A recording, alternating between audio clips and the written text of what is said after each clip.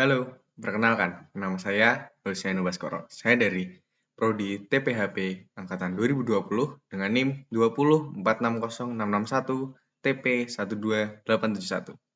Di sini saya akan mengulas sebuah jurnal yang membahas tentang lipida dalam pengolahan pangan.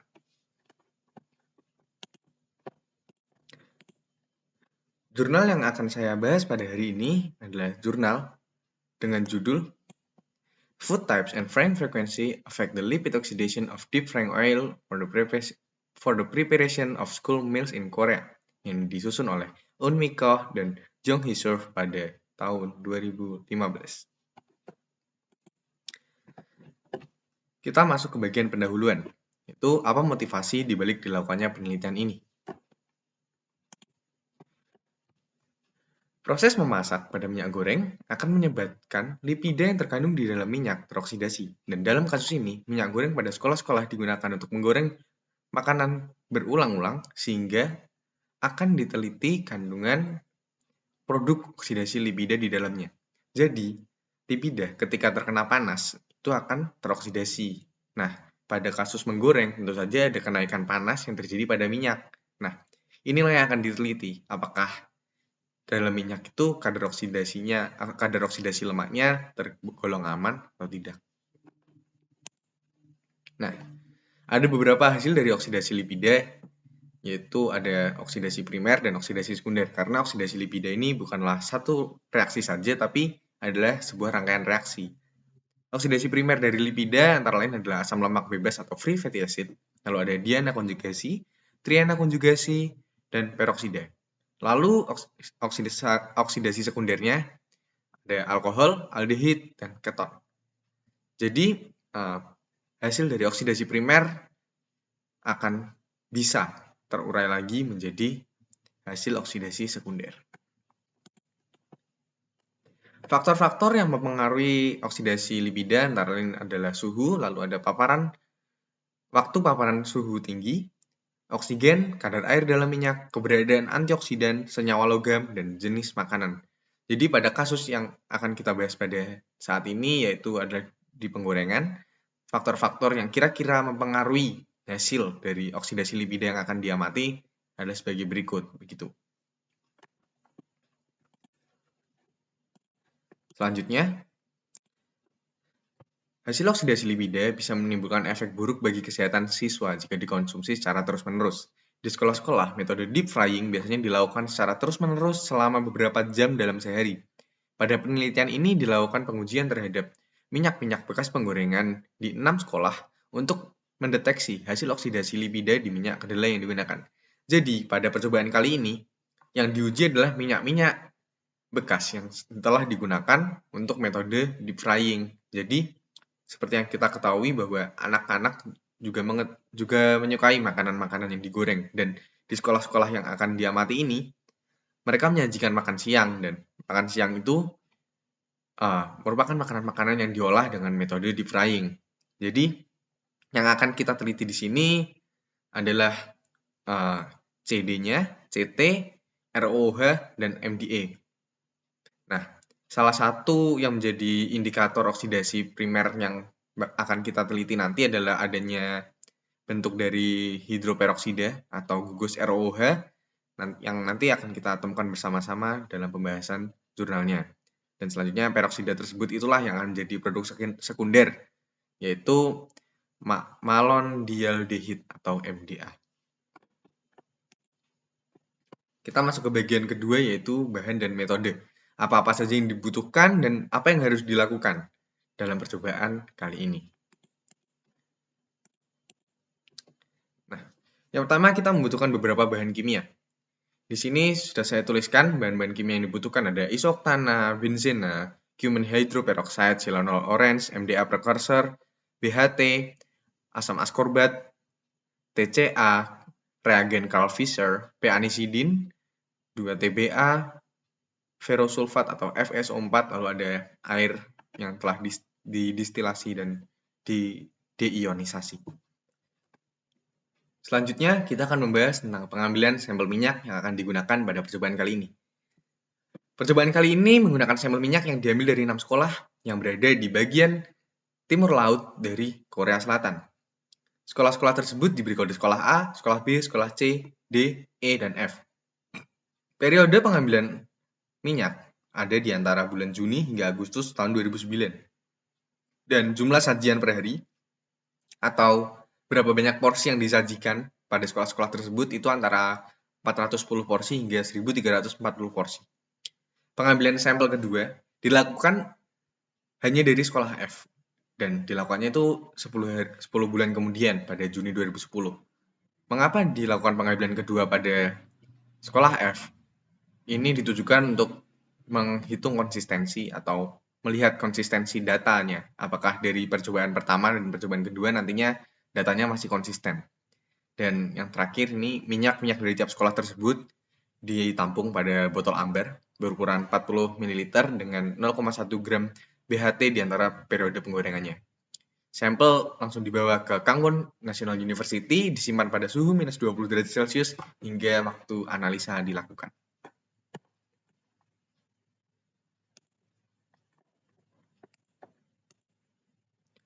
Selanjutnya adalah cara untuk mengukur kadar air di dalam minyak. Kadar air dalam minyak ini diukur dengan menggunakan metode titrasi Carl Fisher dengan alat Carl Fisher Potentiometric Titrator. Jadi, tadi ada bahan Carl Fisher reagen digunakan pada tahap ini. Lalu ada pengukuran CD dan CT dalam minyak. CD itu conjugated diene atau diena konjugasi dan CT adalah conjugated triene atau triena konjugasi. Di sini caranya adalah diambil minyak sebanyak 0,01 gram dilarutkan dengan 10 ml isoktana. Setelah itu ditambahkan lagi isoktana hingga volumenya 25 ml.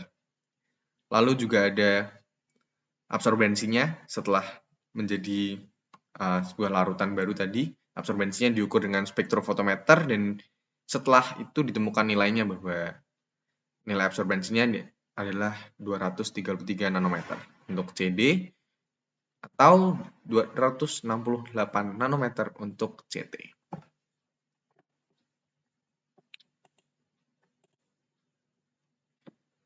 Selanjutnya untuk mengukur kadar ROOH dalam minyak atau gugus peroksidanya menggunakan metode ferrous oxidation atau metode selenol orange.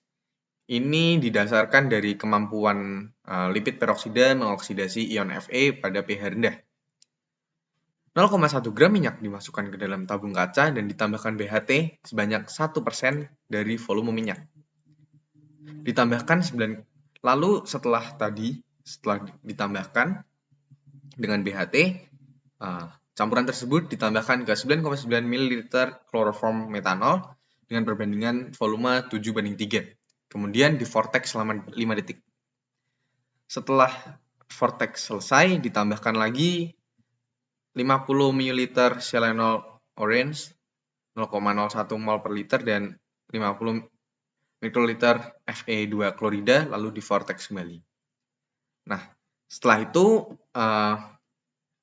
dibuat juga sebuah larutan blank yang nantinya akan digunakan pada saat penghitungan nilai absorbensi dengan spektrofotometer, yaitu berisi semua bahan yang tadi kecuali minyaknya. Setelah semua bahan yang dibutuhkan jadi, didiamkan selama 5 menit pada suhu ruang dan diukur absorbensinya. Ditemukan bahwa hasil dari absorbensi ROOH tadi 560 nanometer.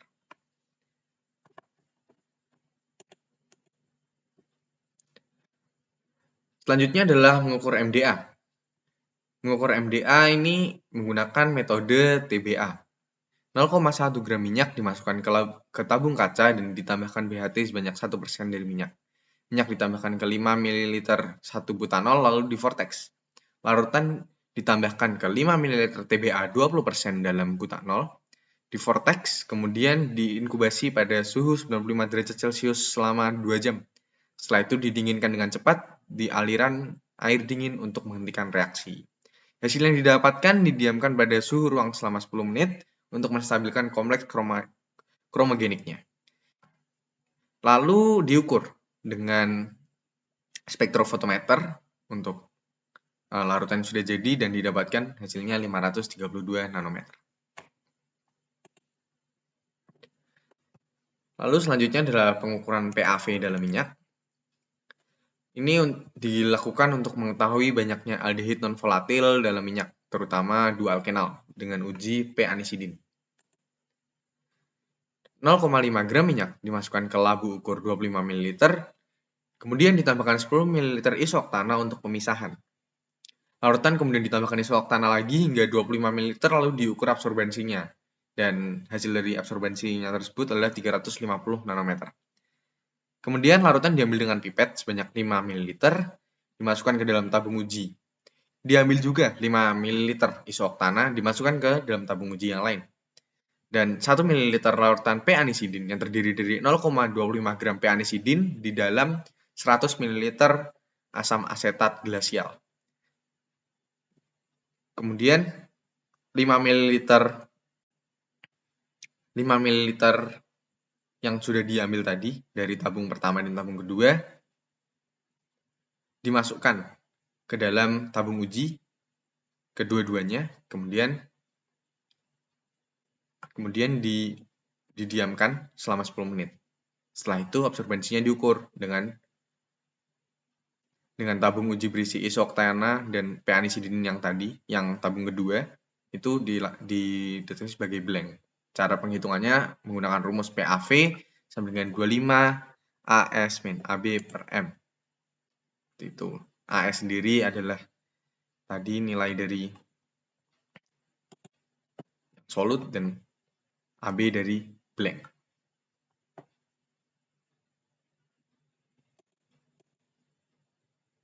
Selanjutnya masuk ke analisa statistik yang digunakan pada penelitian pada kali ini. Data dianalisa secara statistik dengan uji ANOVA dan Duncan's Multiple Range Test menggunakan versi SAS 9.2. Tunjukkan nilai P kurang dari 0,05 dan ditampilkan dalam bentuk plot box and whisker. Seperti yang bisa kita lihat bersama di dalam gambar di sebelahnya, itu adalah bentuk plot box and whisker gitu. Jadi bagian atas dan bawah kotak itu adalah kuartil atas dan kuartil bawah, kuartil pertama dan kuartil ketiga dan kuartil pertama. Lalu garis horizontal yang berada di dalam kotak adalah nilai median, dan ujung atas dan bawah itu adalah ujung atas dan bawah dari whisker atau kumisnya yang merupakan garis lurus dengan T dengan garis horizontal di atas, itu adalah nilai maksimum dan nilai minimum dari data yang diperoleh.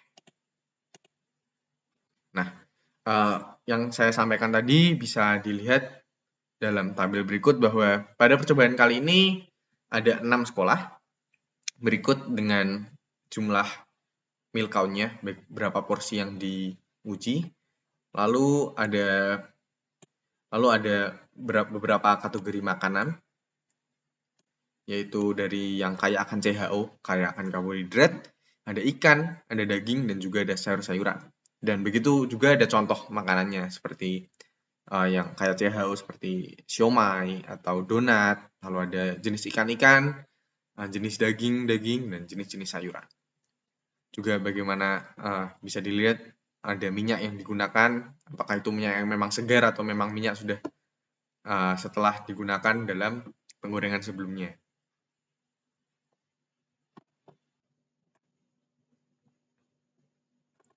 Selanjutnya, kita masuk ke bagian hasil dan pembahasan. Jadi, dari percobaan yang kita lakukan, itu bisa kita temukan minyak kedelai yang digunakan di Korea itu yang dari 6 sekolah menggunakan metode penggorengan deep frying. Dan setelah dianalisa, didapatkan data berupa kadar air, hasil oksidasi primer, dan hasil oksidasi sekundernya. Pertama, kita akan lihat dari kandungan oksidasi lipid yang ada di minyak bekas deep frying. Jadi, hasil oksidasi minyak yang digunakan untuk deep frying disajikan dalam grafik-grafik berikut ini. Nah, jadi untuk resep dan aturan memasak dari semua sekolah di Korea, atau setidaknya dari sampel-sampel yang diamati, adalah mengikuti resep dan aturan yang sama. Yang mungkin membedakan adalah dari pengalaman si tukang masak. Mungkin bagaimana dia mencelupkan makanannya ke dalam minyak, lalu bagaimana caranya dia mengangkatnya, meniriskannya, pengadukan minyaknya, dan segala macam. Itu kemungkinan bisa mempengaruhi hasil dari pengamatan. Nah, di sini asam lemak itu teroksidasi menjadi CD dan CT pada suhu tinggi dan teroksidasi menjadi ROH. Dan hasil oksidasi primer ini bisa teroksidasi kembali atau bisa berubah menjadi produk sekunder seperti MDA. Nah, bisa kita lihat di sini dari sekolah B, C, dan F itu memiliki kadar ROH yang rendah. Ini bisa berarti dua hal, yaitu yang pertama pembentukan dari ROH itu yang lambat, atau yang kedua bahwa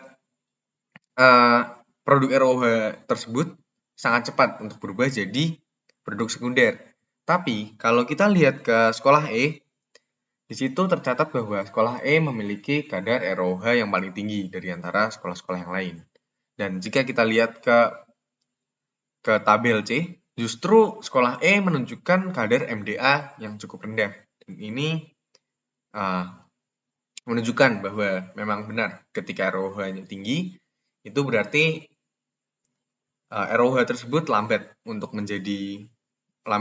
diuraikan lagi menjadi produk sekunder yaitu MDA, sehingga dia kadar MDA-nya cukup sedikit seperti itu. Tapi kalau kita lihat di kadar dari sekolah B dan C itu menunjukkan perbedaan yang tidak terlalu jauh seperti itu.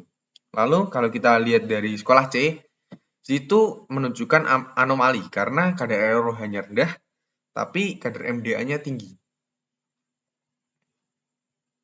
Gitu. Jadi di sini juga ada beberapa pertimbangan yang disimpulkan oleh para penelitinya, begitu, mengenai bagaimana perubahan ROH jadi MDA. MDA sendiri dikenal sebagai elektrofil yang sangat reaktif dan bereaksi dengan protein, gitu. Sehingga dalam penelitian lebih lanjut hanya MDA bebas yang diukur. Nilai MDA sendiri itu belum bisa menunjukkan bahwa ada kompleks MDA protein. Selain itu, ada juga penelitian yang mengemukakan bahwa produk oksidasi polar seperti MDA itu mudah terserap ke dalam permukaan makanan dan ke dalam intermembran makanan, sehingga dari dalam minyak itu sendiri nilai MDA itu sudah tidak setinggi yang seharusnya. Jadi bisa saja terjadi makanan di sekolah C yang kita lihat itu memiliki lebih banyak hasil oksidasi lipid dibandingkan yang di sekolah E. Meskipun dalam data dikemukakan bahwa di sekolah E itu lebih tinggi, tapi tidak menutup kemungkinan karena bisa jadi MDA itu terserap ke dalam makanannya. Selanjutnya kita akan bandingkan hasil oksidasi lipid dalam minyak yang digunakan pada 4 jenis makanan berbeda. Itu pada yang digunakan untuk menggoreng makanan yang kaya akan CHO, lalu ada ikan, daging, dan sayur-sayuran. Nah, dari tabel kita bisa lihat bahwa makanan yang kaya akan CHO itu mengandung lebih sedikit gugus peroksida, yaitu hasil oksidasi primer dari lemak. Misal itu bisa terjadi karena memang makanan yang kaya akan CHO itu mengandung lebih sedikit peroksidan, sehingga yang terbentuk memang tidak sebanyak dari jenis makanan yang lain. Pada kelompok sayur-sayuran bisa kita lihat bahwa nilai CD-nya tinggi, dia lebih tinggi daripada yang lain, tapi ya untuk nilai yang lain tuh standar-standar saja, tidak berbeda jauh dengan makanan-makanan yang lain. Untuk kelompok daging dan ikan, bisa terlihat bahwa nilai ROOH-nya atau gugus peroksidanya itu cukup tinggi. Ya, itu bisa cukup tinggi. Dan hasil yang ditemukan juga bahwa oksidasi CD menjadi ROH itu lebih cepat terjadi pada minyak yang digunakan untuk menggoreng daging dan ikan daripada minyak yang digunakan untuk menggoreng sayur-sayuran. Mengapa? Karena pada sayur-sayuran itu terdapat senyawa antioksidan. Itu seperti flavonoid, karotenoid, dan asam fenolat seperti itu. Nah, Adanya antioksidan ini bisa menghambat bisa memperlambat laju dari oksidasi lipid sehingga yang terbentuk ROH yang terbentuk pada sayuran itu tidak begitu tinggi. Nah, sedangkan pada makanan yang berbuat dari daging dan ikan itu mengandung zat besi itu, dan ion besi itu merupakan prooksidan sehingga uh, ketika ion besi itu terlepas gitu dari pemanasan minyak, dari mioglobin dan hemoglobin daging itu, lalu ion besi terlepas karena ada pemanasan minyak dari protein daging. Akibatnya oksidasi lipid itu meningkat karena adanya senyawa prooksidan, yaitu ion besi tadi. Nah, tapi dengan adanya data-data yang kita dapatkan ini, faktor yang mempengaruhi oksidasi lipida, yaitu suhu itu ternyata memiliki peran yang cukup besar. Tapi ada peran yang juga sangat mempengaruhi, yaitu transfer massa dari bahan pangan ke minyak goreng. Jadi tergantung juga dari bahan pangan apa yang digoreng dalam minyak tersebut. Itu juga mempengaruhi laju oksidasi lipida. Makanan yang ada di dalam minyak panas itu dipanaskan secara cepat hingga ke suhu di mana air itu bisa mendidih, bisa menguap, dan menimbulkan peristiwa mendidih itu di dalam minyak. Jadi ketika air sudah cukup menguap gitu, itu akan di dalam minyak itu akan blebek-blebek, gitu, akan menimbulkan mendidih. Dan peristiwa mendidih itu meningkatkan aerasi dan meningkatkan oksidasi gitu dengan membentuk ROH. Nah, ROH yang adalah gugus peroksida itu sifatnya nggak stabil dan akan mengalami penguraian dan berikatan dengan radikal bebas yang ada di dalam minyak dan dari bahan-bahan makanan, dan akan terbentuk jadi bahan-bahan kimia lain, salah satunya MDA.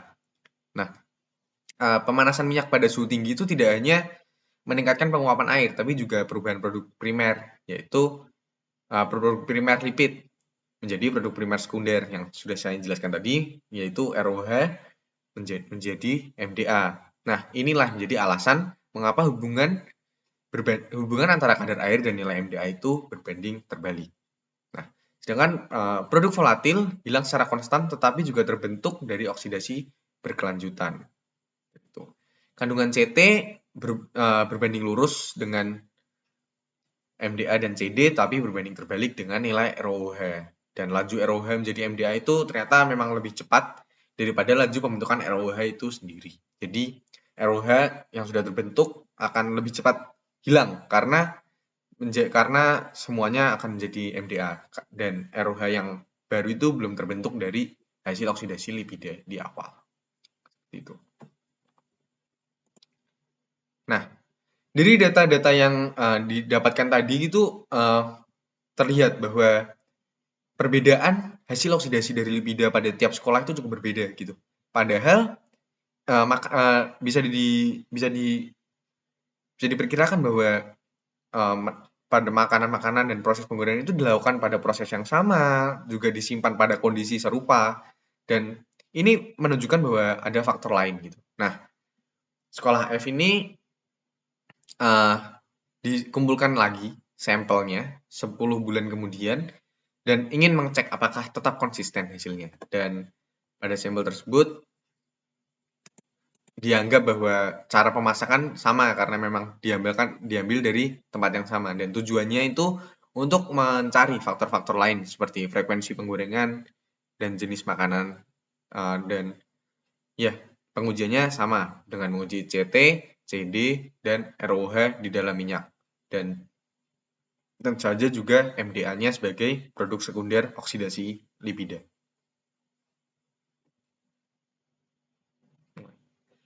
Nah, hasil dari analisa dari minyak yang diambil dari sekolah F 10 bulan kemudian itu menunjukkan hasil sebagai berikut yang yang disajikan dalam bentuk plot-plot sama seperti percobaan di awal.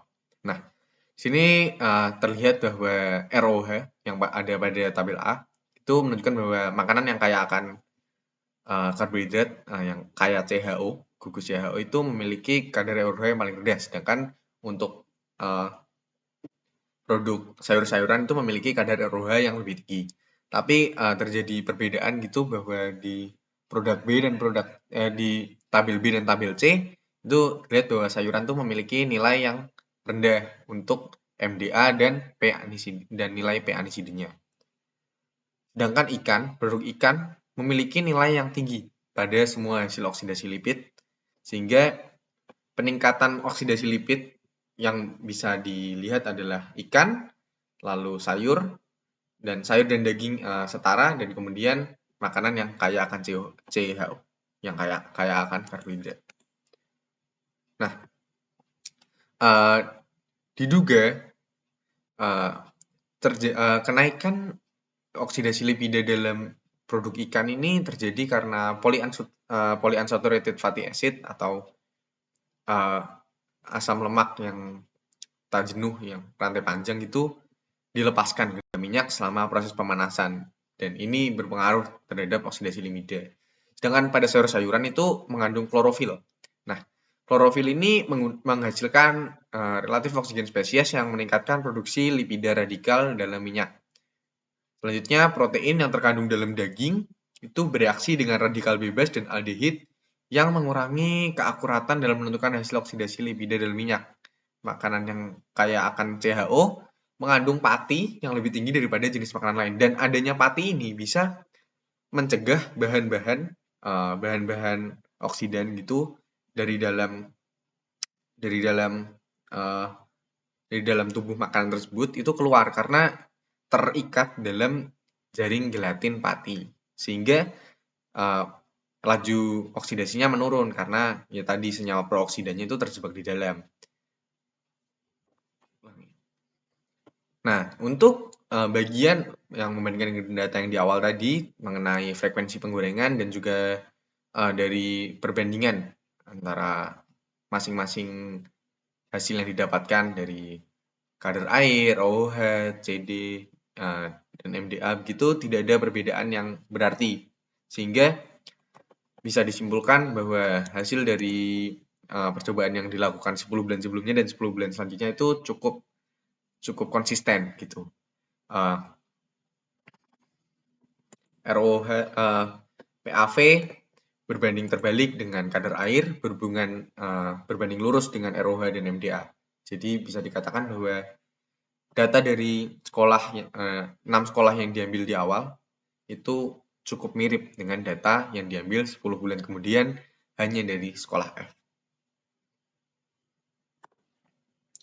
Nah, dari hasil penelitian dan data-data yang ditemukan tadi, kita dapat mengambil kesimpulan dari penelitian tersebut.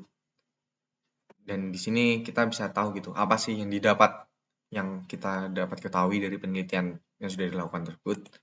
Nah, di sini ada 4 poin utama yang menjadi kesimpulan pada review jurnal kali ini, yaitu yang pertama, semakin bertambahnya frekuensi penggorengan dengan minyak itu juga meningkatkan hasil oksidasi lipid yang ada di dalamnya, yaitu semakin tinggi gitu. Nah, lalu ada juga kecepatan oksidasi dipengaruhi oleh jenis makanan. Seperti yang kita lihat bahwa hasil oksidasi pada daging, pada ikan, pada sayur-sayuran dan yang kaya akan karbohidrat tadi berbeda-beda. Lalu juga oksidasi lipida bukan hanya dipengaruhi oleh suhu, tetapi juga transfer massa bahan pangan ke minyak ketika penggorengan. Dan yang terakhir, matriks makanan memiliki dampak yang besar pada oksidasi minyak goreng.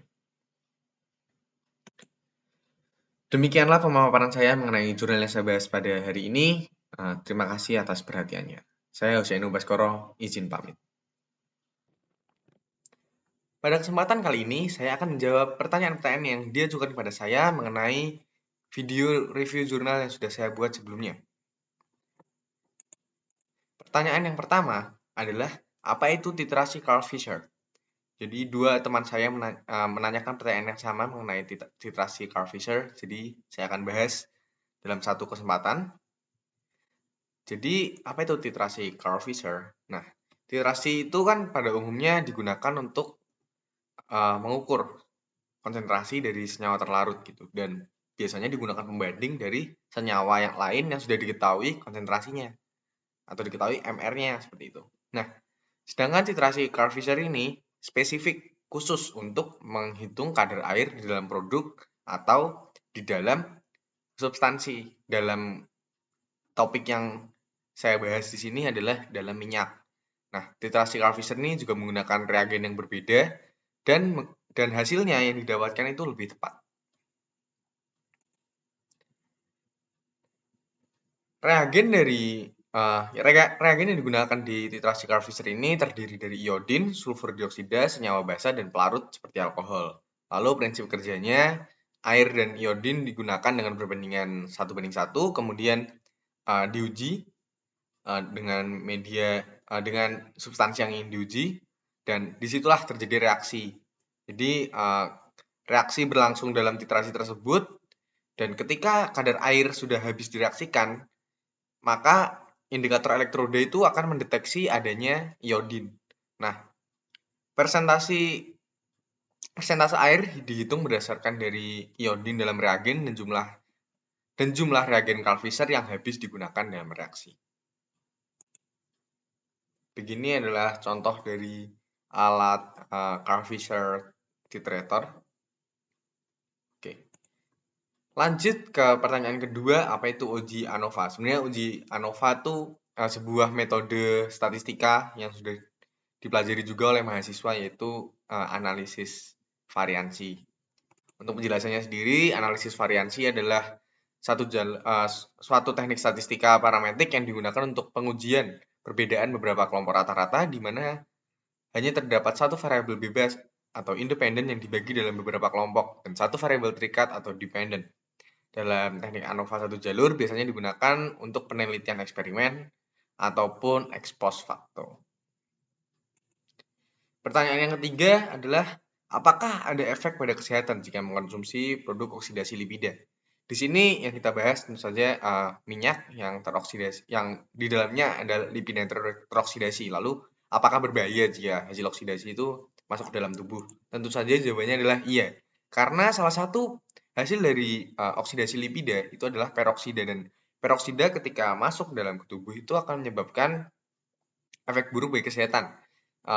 Efek kesehatannya tuh bisa berupa mual, diare, lalu ada penumpukan lemak di pembuluh darah, pusing, nausea, hingga penyakit degeneratif seperti kanker. Dan peroksida yang ada di dalam tubuh itu ketika ikut dalam peredaran darah, itu akan menyebabkan kerusakan pada vitamin-vitamin yang diperlukan oleh tubuh. Demikian pertanyaan-pertanyaan yang sudah disampaikan kepada saya dan sudah saya jawab. Kiranya jawaban yang saya berikan mampu menjawab atau melengkapi apa yang belum saya sampaikan di video sebelumnya. Terima kasih.